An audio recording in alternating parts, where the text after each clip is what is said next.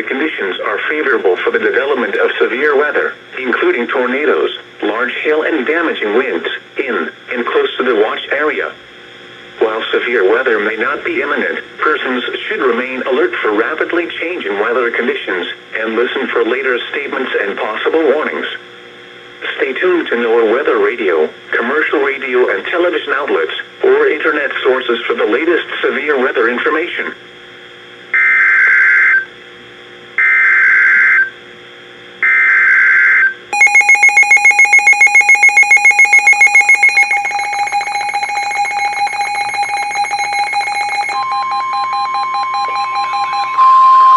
The National Weather Service in Fort Worth has issued a severe thunderstorm warning for southeastern Denton County in north central Texas.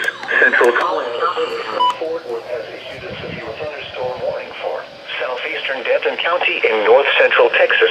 Central Collin County in north central Texas until 6 p.m. Central Daylight Time. At 5:18 p.m. Central Daylight Time, a severe thunderstorm was located near Prosper, or near Frisco, moving east at 55 miles per hour. Radar indicators impact, hail damage to vehicles is expected. Expect wind damage to move. Siding and trees.